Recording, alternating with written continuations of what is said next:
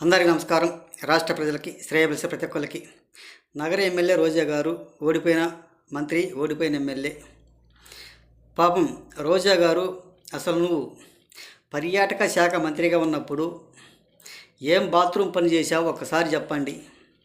పర్యాటకంగా తిరగటానికి తప్పనిసరిగా పనిచేశావు. మరి మంత్రిగా పర్యాటకంగా తిరిగినప్పుడు మీరు జగన్ గారు ఏం చెబితే అలా మాట్లాడారు, ఏం చెప్పినా అలాగే చేశారు మీరు. మరి నువ్వు అదే పని చేశావా కాదా ఒకసారి చెప్పండి. అప్పటి నీ ఆకర్షణమైన మంత్రిగా పనిచేశావు. నువ్వు సరిగా సాబేగిన చేసి ఉంటే చాలా బాగుండేది.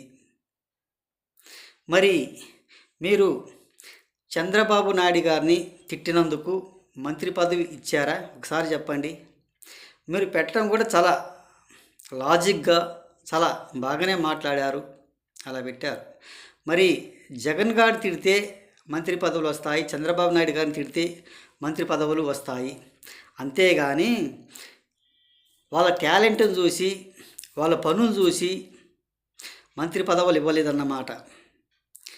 మరి అదేవిధంగా 5 సంవత్సరాలు మీరు కూడా అదే ప్రకారంగా అదే రకంగా మీరు కూడా డమ్మీ మంత్రిగా పర్యాటకంగా చేశారు కదా. ఒకసారి చెప్పండి. ఏది ఏమైనా మీరు మాట్లాడటం సబబుగా లేదు. ఏంటంటే మీరు 5 సంవత్సరాలు కూడా అదే ప్రకారంగా మీ పరిపాలన సాగింది, మీరు అదే విధంగా చేశారు. మీరు చెప్పిన విధంగానే ఎంతోమంది అదే రకంగా అదే ప్రకారంగా కొరకటం, గిచ్చడం, గిల్లటం ఎక్కడ పట్టిన అక్కడ ఎంతోమంది ఘోరాది ఘోరంగా చేశారు, జరిగినాయి. ఒకసారి తెలుసుకోండి. అలా చేయటం మంచిదేనా ఒకసారి చెప్పండి. మీరైనా కానీ ధర్మ ప్రకారం మీరు మాట్లాడటం బాగానే మాట్లాడారు, పర్వాలేదు. ఒక బూతులు తిట్టకుండా ఏ మాట అంటే ఆ మాటను కూడా బ్రహ్మాండంగా బాగానే మాట్లాడారు, పర్వాలేదు. అదే ప్రకారంగా 5 సంవత్సరాలు నువ్వు చేసి ఉంటే ఆ రకంగా అయ్యేది కూడా కాదు. మీలాంటి ఎమ్మెల్యే చాలామంది కూడా ఉన్నారు, 4-5 ఉన్నారు. పాపం ఎంతోమంది అంటున్నారంట 5-6 మంత్రి పదవులు ఇచ్చాము, వాళ్ళు కూడా అదే ప్రకారంగా అన్నమాట అని కూడా వాళ్ళు కూడా అదే ప్రకారంగా మాట్లాడి మీకు చాలా వరకు గౌరవంగా ఉండేది. జనాలు గౌరవంగానే ఓట్లు వేసేవాళ్ళు. అలా చేయకనే మీకు పోయింది.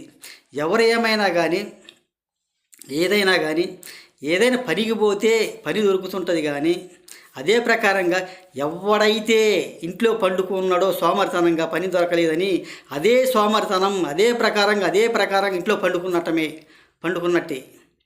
పనికి పోతా ఉంటే పని దొరుకుతుంటుంది. కానీ ఎవడైనా ఇంట్లో పండుకొని నాకు పని కావాలంటే పని దొరకదు. ఒకసారి తెలుసుకోండి. ఎవడైనా అదే సోమరితనం అవుతుంది మీకు అని తెలియజేస్తూ, ఈ రోజా గారు కూడా చాలా బాగానే మాట్లాడి చాలా విధంగా కూడా మాట్లాడారు. వాళ్ళ పరిపాలన కూడా అదే విధంగా జరిగింది. కాబట్టి రాష్ట్ర ప్రజలకి, శ్రేయబలిసే ప్రతి ఒక్కళ్ళకి హృదయపూర్వక ధన్యవాదాలు.